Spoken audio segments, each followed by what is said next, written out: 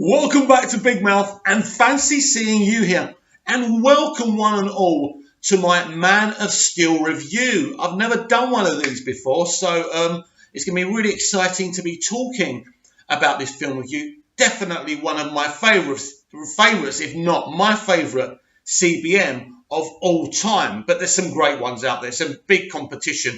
And in fact, what I want you to do, like this video if you love Man of Steel. Thumbs down if you hate Man of Steel, and let's see who wins. But before we start talking about Man of Steel, should we watch one of the trailers? Let's do that.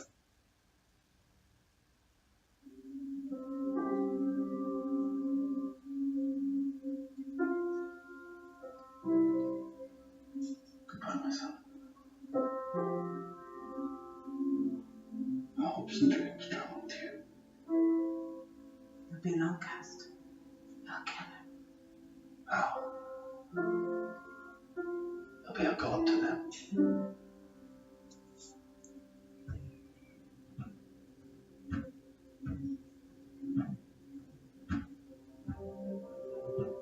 What if a child dreamed of becoming something other than what society had intended? What if a child aspired to something greater?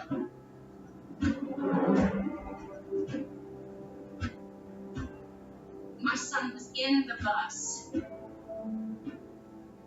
He saw what Clark did. You're the answer, son. You're the answer to are we alone in the universe? Can I just keep pretending I'm your son? You are my son.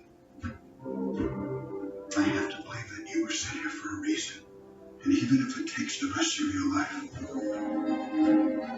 you owe it to yourself to find out what that reason is. I love this music. How do you find someone who has spent a lifetime covering his tracks? For some, he was a guardian angel. For others, a ghost who never quite fit in. You will give the people of Earth an ideal to strive towards. They'll race behind you. They will stumble. They will fall. But in time, they will join you in the sun. In time, you will help them accomplish wonders.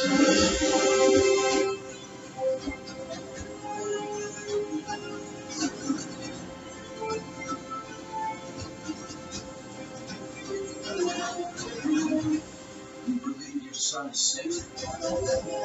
I will find him! I firmly believe that if the world found out where Rhoda was, they would get me. He was convinced that the world wasn't ready. What do you think? What's the S stand for? It's not an S. In my world, it means hope. Well, here is an S. How about C? Excuse me.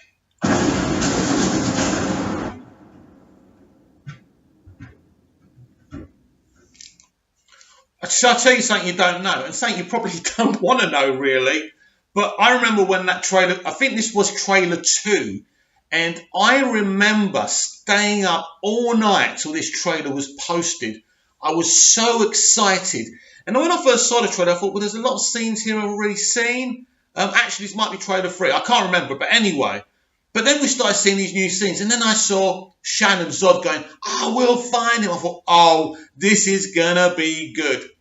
And then seeing that scene with Clark and Lois, or Superman and Lois, in the interview room, you know, for me that was obvious, the kind of their version of Superman and Lois's conversation on the balcony from Superman in the movie. And for me, it really worked. You know, this is the film that got the ball rolling for the DCEU. It's been a controversial ride. It's been a bumpy ride, but I wouldn't swap it for anything I've experienced in the world. This film has nuance. This film is visually beautiful. It's emotional. It has everything. Now, you've got to remember that this came, I think, 2 years after Smallville finished. So, especially with the Smallville scenes, it was very interesting. I can't remember actually if I've already done a Man of Steel review, but it doesn't matter because I'm in the mood to talk about Man of Steel. I love this film. I actually got a new HDMI lead, which cost me about 40 quid. And you can on 4K, it looks beautiful, honestly. So I'm really in the mood to talk Man of Steel. What I love is the beginning of the film. It's got that quality. It doesn't give you these big credits or anything, but what it does, it's a big moment. You know, this is a big moment in comic book movie history. This is a brand new Superman movie. There's nothing more important to me. If there's a Superman movie, I've got to see. I experienced the marketing and everything. It's so special. And no one is stopping me from seeing this film in the cinema. I saw this about 3 or 4 times in the cinema. I went on my own. I went with my friend. Not my friend anymore. Never mind. Nothing to do Man of Steel, I hope. But yeah, no, it wasn't. But yeah, and then I went with my sister as well. And then I think I went on my own again. This film was brilliant. This film was everything that Superman Returns wasn't. And I mean, I was one of Superman Returns' biggest defenders at the time because it was a Superman film. We haven't had one for so long. This is a brilliant film. I love the suit. I know not everyone does. I love the suit. I love Henry. Henry is a brilliant Superman. One of my favourite bits when he wears the costume for the first time. He's out in the Arctic and he's flown and he's kind of messed it up a bit. And then he gets on, and then he closes his eyes like this, and he opens them. But I can't do it justice, obviously. But the emotion and the nuance there is so brilliant. And then he kind of kneels down and he puts his hand on the floor. He flies. That bit for me is so iconic. And it'd be interesting to see who votes this video down and who votes it up, because I want to know how many people hate it, who subscribe to me, and how many people love it. Doesn't make any difference. I still love you. I love this film. You don't like this film? It's okay. We can still be friends. Touch? Right. Anyway, right. Yeah. So this film starts off so well. I love Krypton. In this film, I think Snyder visually gives us a beautiful Krypton. A totally different world. And these people who kind of say, oh, it's a bit like Avatar, like that creature. Was it Horror-Core or whatever his name is? Right? I love him, Jor-El, riding this creature. This is a Jor-El we've never seen in live action. We've got that disembodied version with Terrence Stamp's voice in Smallville, which is brilliant, by the way. We've got Marlon Brando. But this is absolutely fabulous. I was saying for years that Russell Crowe should play Jor-El. But yeah, brilliant casting, and he did the role justice. Brilliant performance, and actually his chemistry with Henry Cavill was beautiful as well. So I really enjoyed seeing Krypton. And then what I love about the first scene between Zod and Jor-El, there's obviously a history here. They were obviously friends before. And also I feel that maybe Zod was once to Krypton what Superman will become to Earth. He's a hero. He's their protector. And they look up to him. But I think what Jor-El's saying to him, you're going down an avenue, I can't follow him. So very interesting there. And I think there was a lot of kind of cameo kind of things for Smallville in this film as well. Zack had said that his children were massive fans of Smallville. He admired the show. And he said, without Smallville, I don't know if Superman would still be around. He said Smallville was waving the flag for Superman for 10 years when nothing else was being done with the property. And he's absolutely right. Massive Superman fan, of course, but massive Smallville fan. So yeah, that opening sequence on Krypton, absolutely brilliant. I love the way the planet explodes. I think it's brilliant. So in Superman the movie, the planet explodes into little pieces and it vanishes. But in this film, you can see the bits and pieces of the planet still floating about. A very realistic way of how a planet would explode. Apparently, that's what I've asked astronomers and stuff. But hey, what do I know? What do they know? Maybe I'm just saying. So it's brilliant, and I love I love the design of Baby Kal-El's ship. It's so good. It's got the S. They've got that S shield everywhere, and I think that's absolutely brilliant. I also like the little black thing with the S shield on it. Obviously, Clark it's pretty much a power source, isn't it? And I think that's another great idea. Lots of original ideas for this movie. Definitely this didn't come from a comic or anything, although one day I would love a Superman comic adapted for the big screen, and I'd love maybe to do that myself. Never going to happen, but we can all dream, right? So a very surprising thing happens when Clark arrives and he lands in Smallville. You were all expecting to see like maybe 15 minutes of Smallville time, but instead they go right to where Clark's working on the ship, and he has backflashes to his time on Smallville. Actually, this really took me out of the film for a little while because I was surprised. I wasn't expecting that. It didn't bother me, it didn't upset me, but because I loved Smallville as well, it was a very important, iconic moment in Clark's life as well. But you do see some great aspects to his teenage life. I really loved the young actor playing Clark. He really, really played it well. And again, great chemistry with Kevin Costner. Kevin Costner is one of my favourite actors, a legend. So to have Crowe and Costner playing the fathers in this movie was absolutely brilliant. But let me tell you something. Diane Lane as Martha Kent is a gift from the gods. Not many people talk about her in terms of the DCEU, and why would they? But she's very important in the scenes she's in. I mean, even in those terrible scenes she gets in Justice League, I think she's brilliant, and she can sell anything. She can sell ice to Eskimos. Diane Lane has got great quality, and she always has. But as Martha Kent, she's so good. I believe it. And when you look at having Marissa Tomei as Aunt May, and then you compare it to the casting of Martha in the DCEU, much better choice there, and it really works as well. She owns it. She owns that role. She is Martha Kent now. We don't know what's going on with the property right now, so we don't know if she'll come back. But didn't they do that with Dame Judi Dench? That she was in the Bond films as M, the Pierce Brosnan ones. Then they brought her back when they rebooted it with Daniel Craig. So anything's possible there. But a brilliant Martha Kent, a brilliant piece of casting. As we go on to the film, it takes a while to see Amy Adams as Lois, but when she look, massive fan of Amy. She's such a brilliant actor. I first saw her on Smallville, and I thought people don't like that episode, but I thought that episode was brilliant, and it was a commentary on anorexia. And I thought Amy, that was the first time I saw her. I thought she was brilliant, but she's a brilliant Lois Lane. And what I love about this version of Lois is how they involve her within Superman's adventure, Superman's mission, if you like. And they don't do it in a stupid way. They don't force her in. It's so natural the way she's part of everything. So she's a very different type of Lois Lane. She's not just at the Daily Planet. She's actually involved with Superman's story, Superman's adventure. And the way she kind of knows who he is really works as well. There's not this big announcement or anything. Again, really brilliant. And Amy, again, is a brilliant Lois Lane. And interestingly enough, she's just said that she might not be playing Lois anymore. A shame, but we'll see who they cast next. Someone better than Arrowverse have.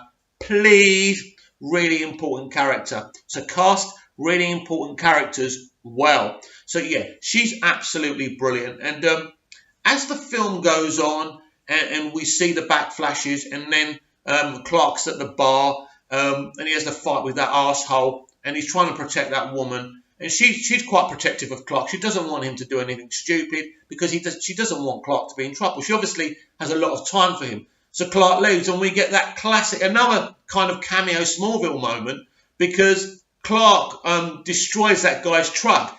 And if you remember in the Smallville pilot, Clark piles up Whitney's truck on top of some other truck. So Whitney's truck ends up being in the middle of these two others. Brilliant. So there's lots of kind of, if you're a Smallville fan, if you look closely, there's a lot of great things in this film. So then we go to the Arctic, we meet Lois Lane, and she's subpoenaed basically the army so she can find out what's going on. Basically, this really old Kryptonian ship is there. We know in the prequel comics they were telling us about Supergirl and how she was part of one of the pods. Now, I don't know how much. Now, interestingly, because Zach talks a lot on Vero, don't he? He did say something. He was trying to say that she's dead or something. I don't know, but I don't believe she's dead. We're obviously getting a DCEU Supergirl. So it'd be very, actually, we'll do a video about another time. Will the DCEU Supergirl, will it have any link to that prequel comic? It's going to be very interesting. Are they going to bin what Zach did, or are they going to embrace it? So very interesting there. But yeah, so you're in the Arctic, and Clark's got a job. He carries Lois's bag, and she goes, "Careful, it's heavy." So I thought that was hilarious. And a lot of people didn't like the humour in this film, but I thought it was good. There wasn't much of it, again, which isn't a problem to me, because if you're just going to force humour and contrive humour, that's a bit boring. So yeah. So, and then we get the brilliant stuff on the ship, and then we get the robot taking a dent out of Superman, or Clark, if you like. He crushes him. I love all that. And he thinks he sees someone who is Jor-El, but obviously it's kind of False Ghost Jor-El. Should we just call him False Ghost? Yeah. And then Lois sneaks on, and she gets attacked by the robot. And Clark notices that she's hemorrhaging internally. Now, I'm assuming he's used his X-ray vision, because I don't know how he would know that just by looking at her with her clothes still on. But anyway, a little flaw, a little nitpick, doesn't matter. Let's not be arseholes, right? But yeah, so that's the first meeting between Clark and Lois. And it's a great meeting. And then the next thing she knows, she's on the snow and the ship's gone. And then Clark, or Cal, I love how they call him Cal in this film, because of course the Justice League call him Cal in the comics as well. So he meets Jor-El, and Jor-El gives him a history lesson about Krypton, and it's beautiful, very similar to what they do with Wonder Woman. The effects for it are great. He explains about Zod and everything, and it's a really great moment. And then he shows him the iconic Superman costume, and then we've been through all that on the ice, and he flies, and it really is an iconic moment. Some people think that moment was rushed. It could have been done in different ways. I didn't really have a problem with it. He's introduced to his heritage. It's a different way of doing it, but I still found it quite interesting and kind of exciting. And I'm glad that Snyder and David Goyer really wanted to get on with it, to be honest with you, because we didn't want the film to drag, and it didn't. It was really well paced. And then very cleverly, we find out that Zod is after Superman. He wants him. And then the shit collectively hits the fans. And really brilliant. The invasion of Zod and his people. The Battle of Smallville. Again, this is really another shout out to the show. The Battle of Smallville is brilliant. It really works. Visually, it's beautiful. And for the first time, Clark has to battle. And you can tell he's not very able to fight as well as Zod is. But he's learning quickly. This is like Superman Begins, like David Goyer says. One of my favourite films from this whole film, one of my favourite scenes, from this whole film, is when Zod is threatening Martha, and you've got Superman flying in there. You think you can threaten my mother? I love that. I remember when they teased that scene before I saw the film, and I absolutely loved it. Everything I was seeing was just so exciting. I remember saying to my brother, wow, this film seems to have no dead space, and it didn't. I think my favourite scene from the whole film is when he's got to destroy the thing with the tentacles and all that, whatever it is, and you've got that great music, the emotional music, and he's about to fly to it, and it's so epic, and it's so emotional, and it reminds me why I love this character, because he's a pure hero, and he's so brilliant. I just think this film is amazing, and the music, wow, this music is fantastic. This soundtrack is iconic. It's brilliant. It's amazing. It's so emotional. It can be so dark. It can be so luring. It's everything. And the ideal of hope is a perfect theme for this version of Superman. Definitely, look, it's a 10 out of 10 film. I mean, this film's been around for quite a while now. We still, well, I say we haven't had a sequel, but Batman v Superman was kind of a sequel. But still, I think we need another standalone Superman movie. Whether we'll get a sequel to this, I have my doubts. I think they're going to readjust Superman. Who knows if Henry's coming back? Who knows? I hope you enjoyed my review of Man of Steel. I enjoyed doing this video. One of my favourite CBMs. Remember, thumbs up if you love it. Thumbs down if you don't. Let me know what you think. Oh, hang on. I think he's kind of hot. What do we think of that? I think he's kind of hot. Yeah, I mean, I didn't hate it. I mean, a lot of people didn't like it. I thought it was okay. It wasn't hilariously funny. And, of course, that character is, of course, destined to be with Green Lantern, which I didn't know originally. So that's interesting. So when they do Green Lantern Corps, will she be involved or will they cast someone else? Be something to think about at another time.